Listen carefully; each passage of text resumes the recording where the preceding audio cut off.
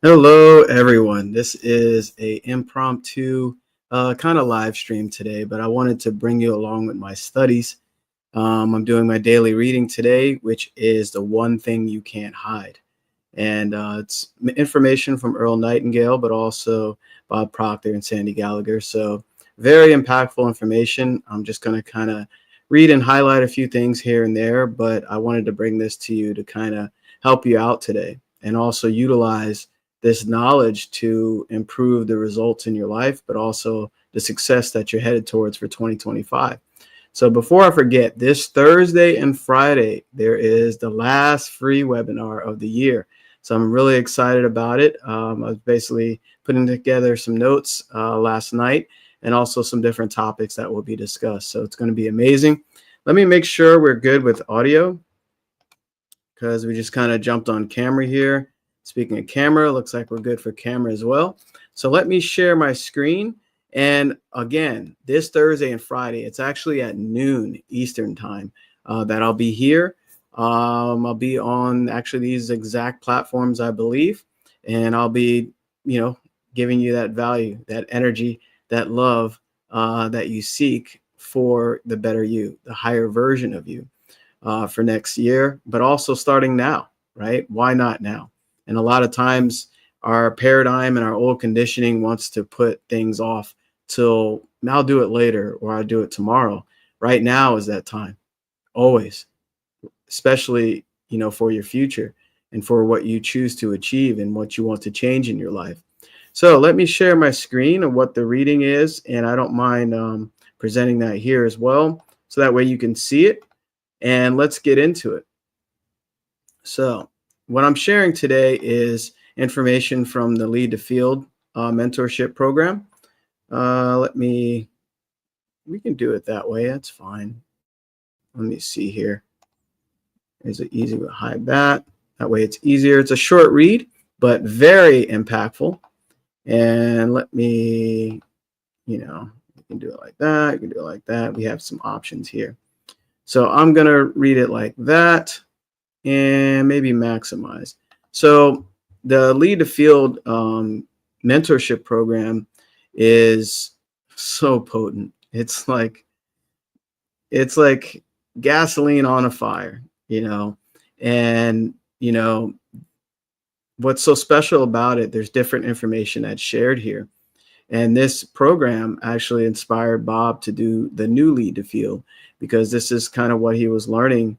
This is what he was learning, at Nightingale Conant company when he first started. So this is so potent, so powerful, and life transformational. But, also a lot of the material you've been seeing that I've been posting here is from the Thinking into Results 6-month mentorship program. So they're two different programs, but I just wanted to share some of my reading today with you on this one. And it's the one thing you can't hide. The one thing you can't hide. And I'm guessing, some of you probably already are guessing some of it, but it's the one thing you can't hide. Let me do this so you can see the words, okay? And we'll kind of fix this up a little bit so you can see that. All right. So, all right. I'm going to read through and maybe just throw in a few things here and there that speak to me that should help you a little bit more. And let me bring the microphone a little closer. So the one thing you can't hide, I'm sure you'll agree, we acquire the skills of living successfully through knowledge. Knowledge properly applied is power, and knowledge is available to all of us. Now, right there in the beginning, Bob always talked about specialized knowledge appropriately applied is power. A lot of people think knowledge is just power, but you can have all the knowledge in the world. You can watch all these videos I share, all the different things and motivational and inspirational stuff that I give, or others, obviously, and never do anything with it. So you basically are not utilizing your power. Now notice, specialized knowledge appropriately applied. So if you apply what you hear today immediately, that's appropriately applied, right? So I just kind of want to emphasize that there. So the degree of a person's ignorance will determine their place in the world. Everyone is born ignorant and must for a time live in ignorance. But remember this, anyone who remains ignorant has only themselves to blame. An illiterate person in our society is the lowest level of our social heap. From that starting point, think of society as a pyramid with a broad base, gradually rising to a high point. Now, we know that the great majority of people are to be found in the bottom, large layers of this pyramid. The higher you go, the smaller the layers. At the very peak of the pyramid, you'll find the world's most brilliant people. We may not have the native equipment to reach the topmost pinnacle, although we certainly might, but we do control where we live, where we will live between the very top and the very bottom. We can most assuredly get into the top 3%, let's say the top 3 layers of the pyramid. And from here, we can live well and successfully all the days of our lives. It isn't that we want to be over anyone. It's just having the ambition and good sense to want to live as best as we can. Now, the higher you climb on a pyramid, the farther you see, the farther you can see, the fresher the air, the better the view, and the less crowded it becomes. Another rewarding thing about climbing is that as we climb, we help most of those associated with us to climb too. Now, that final sentence is very powerful. A lot of times we think when we progress, it's just ourselves. But a lot of times the people you're associated with, colleagues or business partners, you're actually pulling people up. And I know what that means on a very deep level. You're adding service, providing service. You're pulling other people up as you progress, right? The best way to increase your income or impact or to grow as a person is to do more than what you're doing, give more than what you're giving, right? So one of the most important ladders leading to the top is knowledge.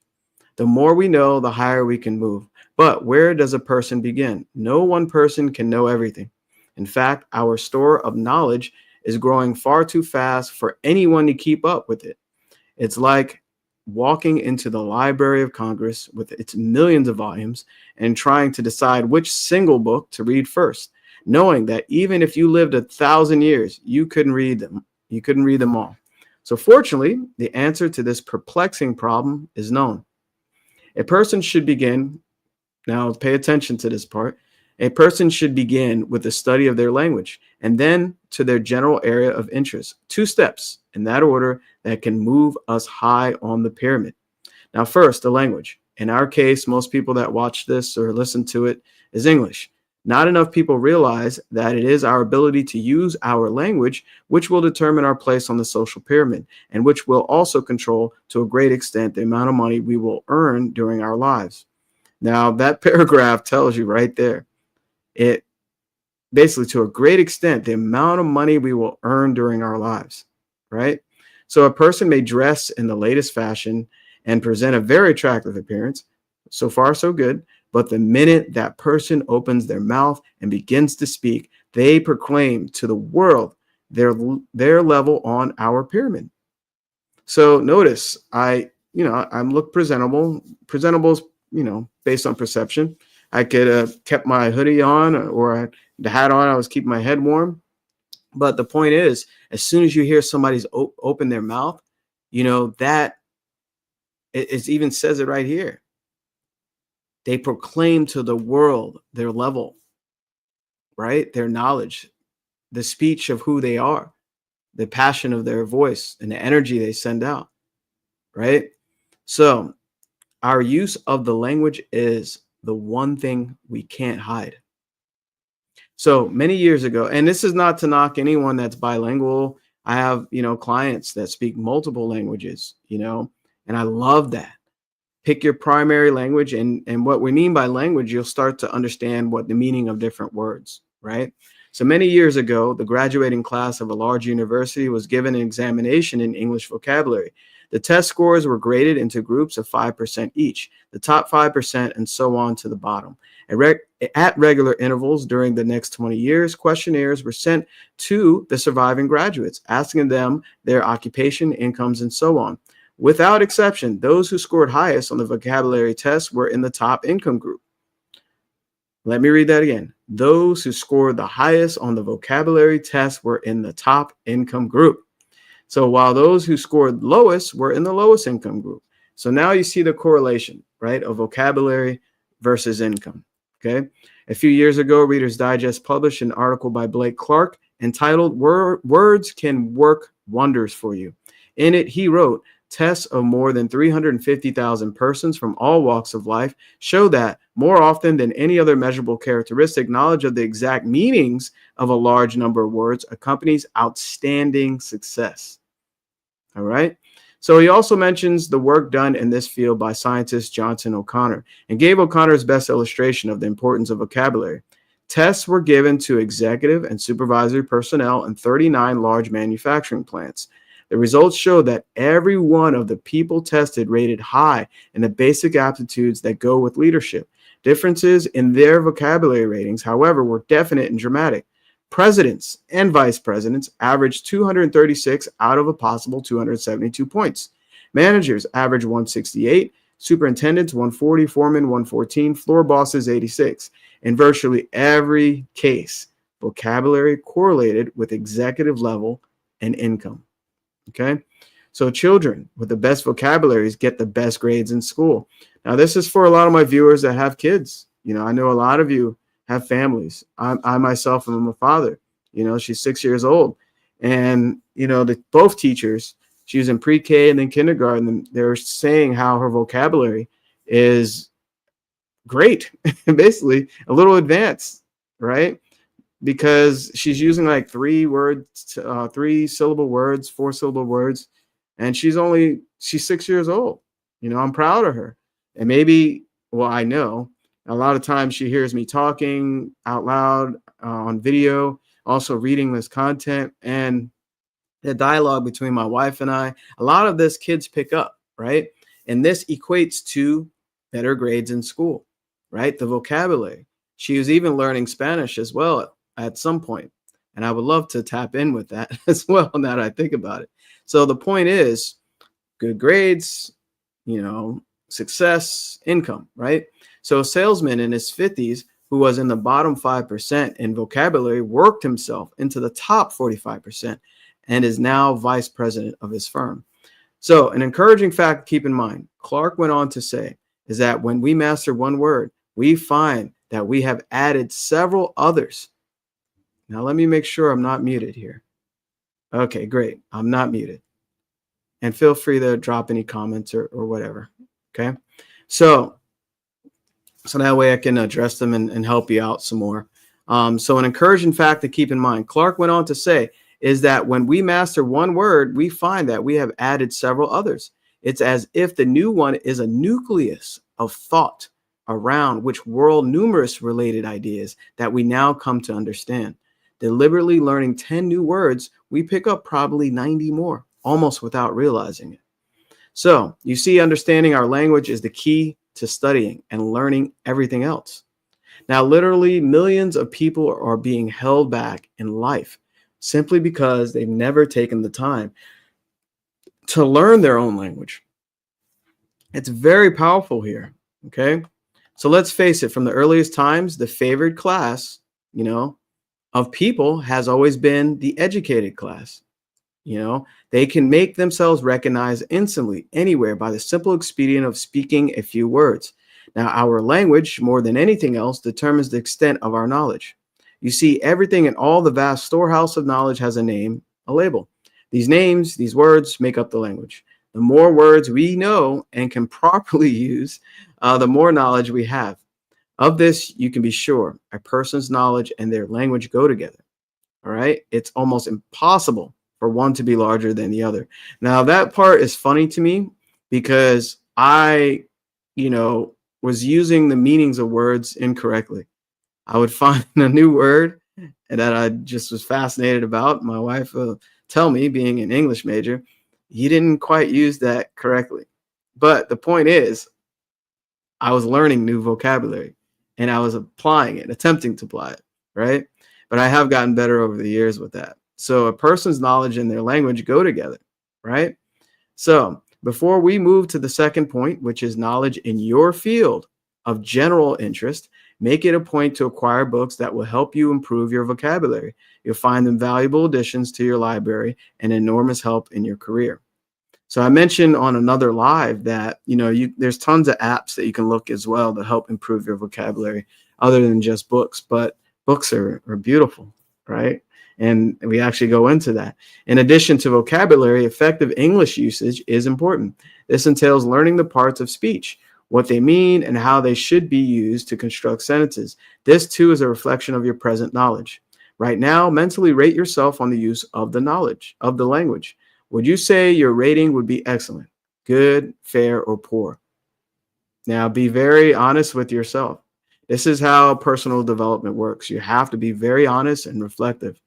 Would you say your rating of your primary language would be excellent, good, fair, or poor? Now, if you rated yourself excellent, you're in the top 1/10 of 1% of the population. Now, if you said good, you're already definitely in the top 5%. If you rated yourself fair, get a good book on English at your bookstore and study it.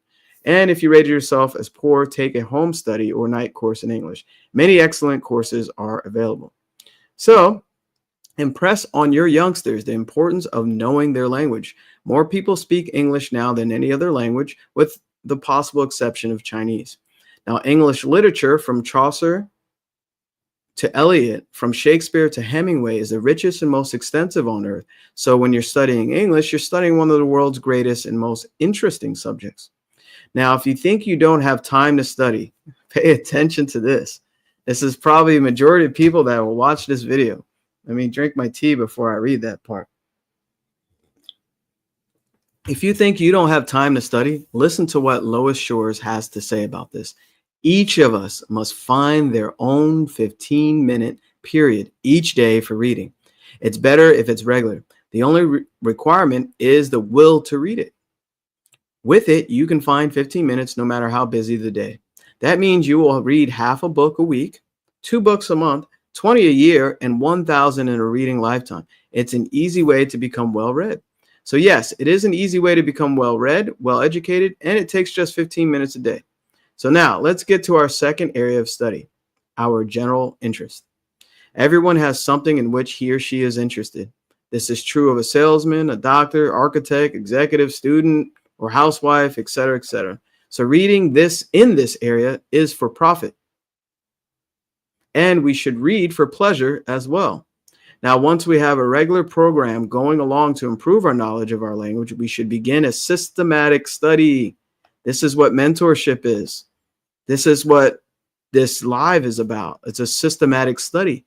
I study every day. I have to. Of the field which interests us must and which will help us reach our goal just that much sooner. So each of us should know something of world history, the history of our own country, and the story of mankind itself. In the world of today and tomorrow, a good personal library is vital.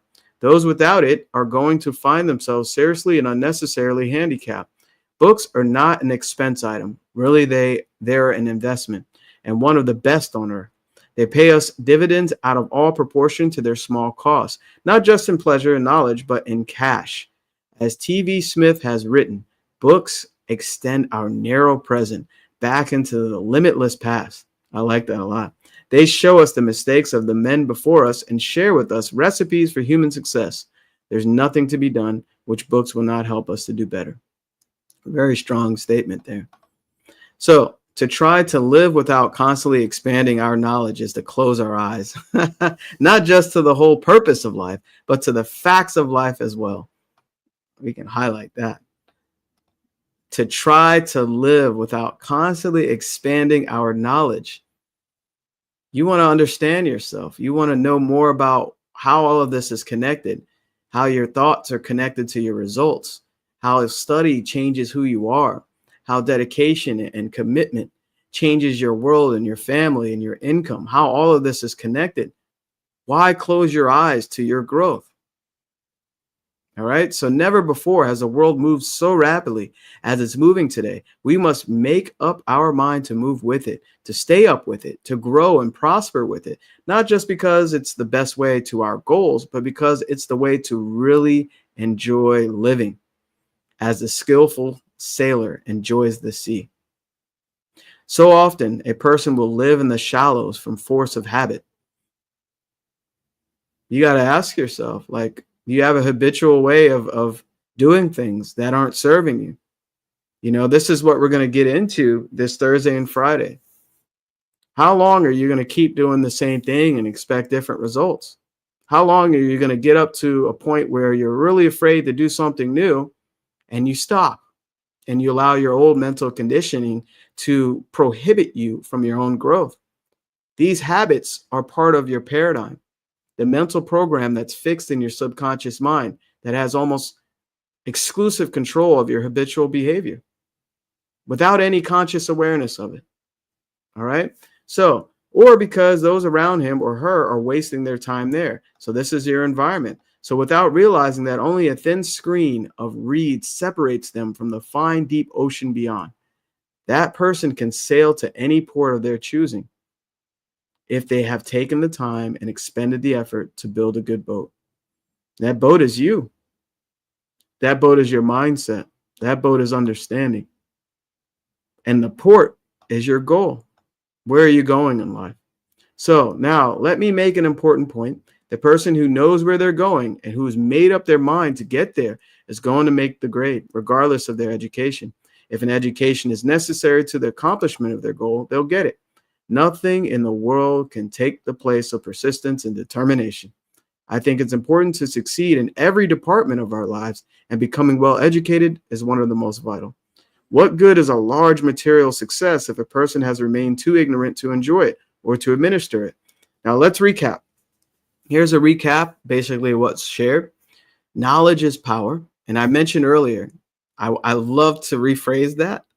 Knowledge is not power because you can watch this video 1,000 times. You can reread the words you see on the screen. But if it's not specialized knowledge appropriately applied, it's just power that sits, and knowledge that just sits there, right?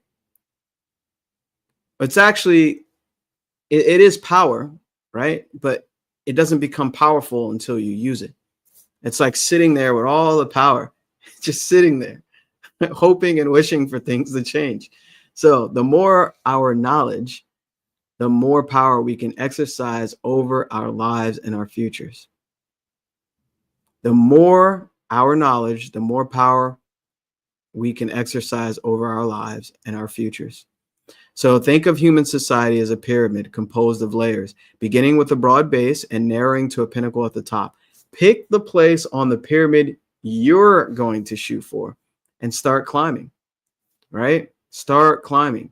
You have to have a vision of where you want to go in your life and what you want to do. You have to have that vision of what place are you headed to, right? Choose the place where you're going.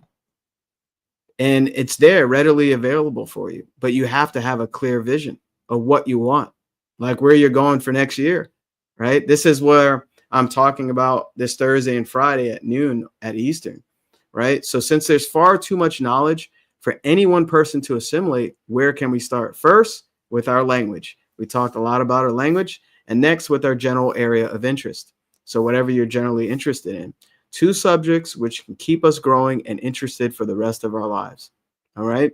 So to a surprising extent, our ability to use our language and the extent of our vocabulary will determine our income and our future.